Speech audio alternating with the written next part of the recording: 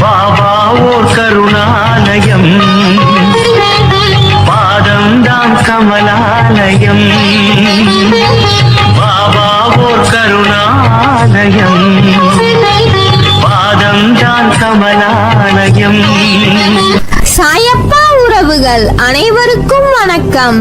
சாயப்பா மேல் நம்பிக்கை வைத்து அவரை நினைத்துக் கொண்டிருக்கும் உங்கள் அனைவரின் வேண்டுதலையும் சாயப்பா நிறைவேற்றுவார். நல்லதையே நினைப்போம், நல்லதே நடக்கும். என்றும் சாயப்பாவின் அருள் உங்களுக்கு இருக்கும். நம் மனதிற்கு இதமான சாயப்பாவின் இன்றைய அருள்மொழியை கேட்போமா? அன்பு குழந்தையே, என்னை கேவலமாக பேசியவர்கள் முன் நான் வாழ்ந்து காட்ட மாட்டேனா என்று நீ ஏங்கிக் கொண்டிருக்கிறாய். கவலை கொள்ளாதே. சத்தியத்திற்கும் இந்த சாயப்பாவிற்கும் கட்டுப்பட்டு நேர்மையுடன் இருக்கும் நீ நிச்சயம் தடைகளை தகர்த்து வெற்றி அடைவாய். இந்த உலகில் சிலர் எப்பொழுதும் மற்றவர்களை காயப்படுத்திக் கொண்டுதான் இருப்பார்கள். அதைத்தான் அவர்கள் உனக்கு இழைக்கிறார்கள். எனவே அச்சொற்களுக்காக நீ வருந்தாதே. மன தைரியத்தோடு நீ உன் கடமைகளை செய். உன்னுடைய ஆற்றலையும் தேவையற்ற அவர்களிடம் வீணாக்காதே.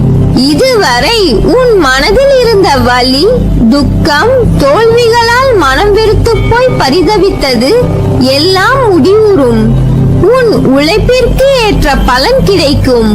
நிம்மதியும் சந்தோஷமும் அழகாய் பூத்து குலுங்கும் வண்ண மலர்களைப் போல் இனி உன் வாழ்க்கையில் வசந்தமே. உன்னை ஏளனமாக பார்த்து நகைத்தவர்கள் முன்னிலையில் கொடிகட்டி நீ உயர்ந்து நிற்கும் காலம் வெகு தூரத்தில் இல்லை. என் குழந்தையின் நல்வாழ்வே எனக்கு மகிழ்ச்சியை தரும். நீ நிச்சயம் தடைகளை தகர்த்து வெற்றி அடைவாய். நான் அடைய வைப்பேன். நீ ஜெயமாக நல்ல ஆரோக்கியத்துடன் எல்லா செல்வ வளங்களையும் பெற்று சீரும் சிறப்புமாய் வாழ்வாய். கவலைப்படாதே, நான் இருக்கிறேன். உனக்கான நேரங்கள் தொலைவில் இல்லை. அது உன்னை தேடி வந்து கொண்டிருக்கிறது. பிள்ளைகளின் நலம் விரைவில் சீராகும். நான் கம்பீரமாக உனது மனதிலும் உனது இல்லத்திலும் அமர்ந்து கொண்டிருக்கிறேன். ஏன் உனக்கு தெரியவில்லையா? மனதில் நினைத்தாலே போதும். தினமும் என்னை பூஜித்தால்தான் உன்னை நான் நினைப்பேனா? இல்லை. யோசித்துப் பார். நீ இன்று இருப்பதை விட இதற்கு முன்பு பல வேதனைகள், மனக்கசப்புகள், உறவுகளுடன் பூசல்கள், ஆசையாசையாய் வாங்கியது கைவிட்டு போனது என பல வழிகளில் நிம்மதியை இழந்தாய். ஏன் தினசரி வாழ்க்கை நடத்துவதற்கு நீ பட்ட கஷ்டங்கள் போதுமப்பா, இந்த வாழ்க்கை போதும் என்று அழுது புலம்பினாய். மறந்துவிட்டாயா? அனைத்தும் நான் அறிவேன். இன்று எப்படி இருக்கிறாய்? தினமும் என்னை பூஜித்தாய். நான் உன்னிடத்தில் வந்து சேர்ந்தேன். நீ எனது பொக்கிஷம். நீங்கள் அனைவரும் எனது துவாரகமாயி குழந்தைகள். எனது அனுமதியின்றி எவரும் உன்னை தொட முடியாது.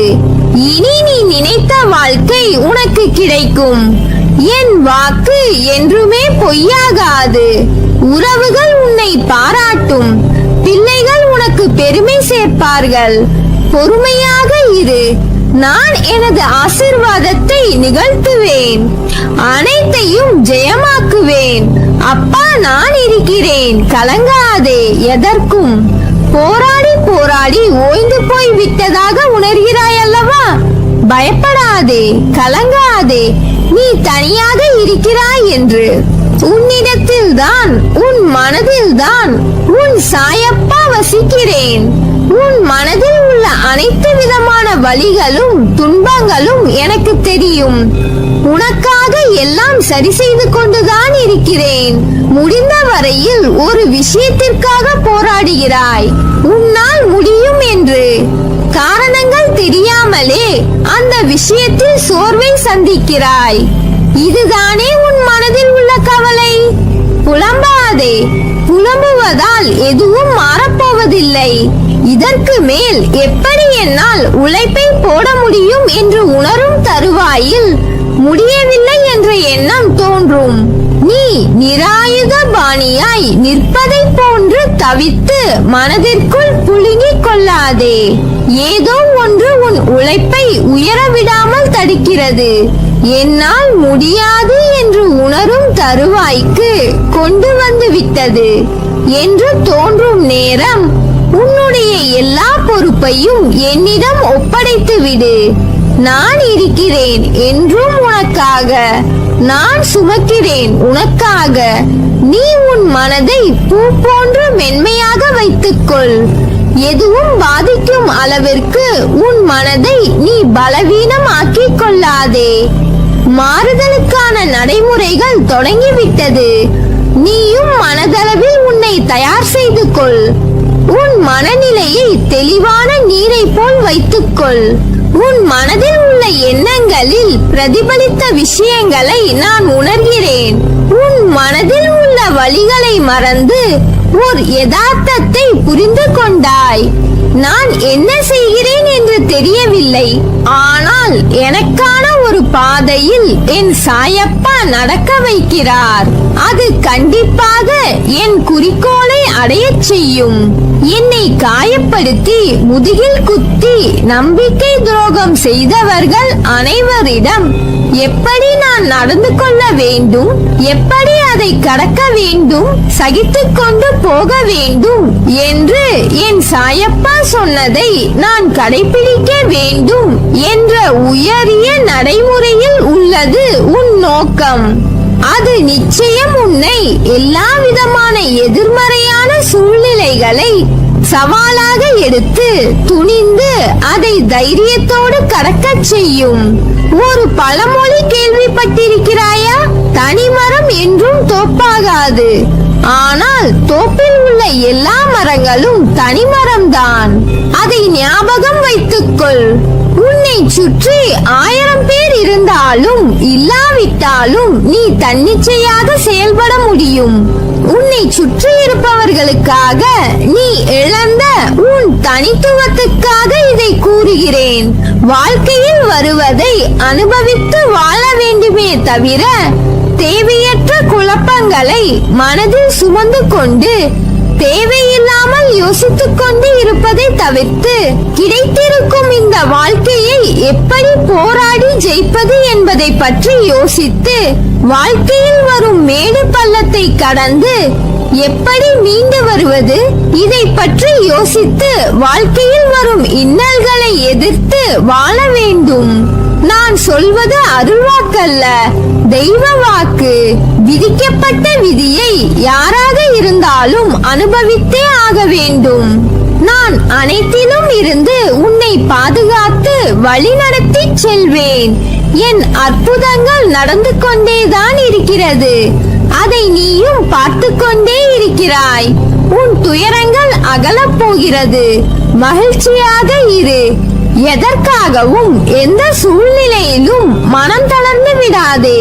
வஞ்சகம் செய்யாதவர்கள் யார் ஒருவரை காட்டு பார்க்கலாம்? தவறு வஞ்சகம் செய்யாதவர்கள் எவரும் இல்லை.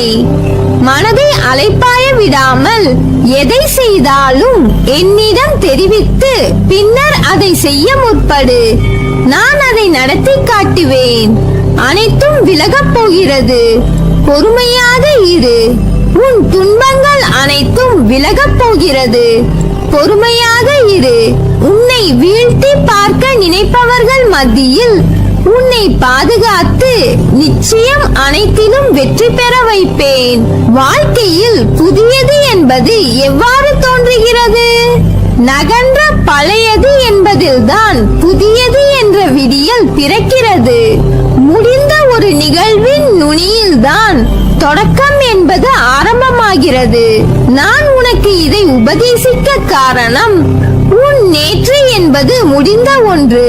ஆனால் நீ முன்னேறி உயர்வில் செல்ல இன்று என்பதற்கு நேற்று நீ கண்ட, படித்த, உணர்ந்த பாடங்கள் தான் திறவுகோல். பூட்டிய கதவிற்கு சாவி இருப்பது போன்று உன் பாதைக்கான கதவுக்கு நான் உன் சாயப்பா சாவியாய் இருப்பேன்.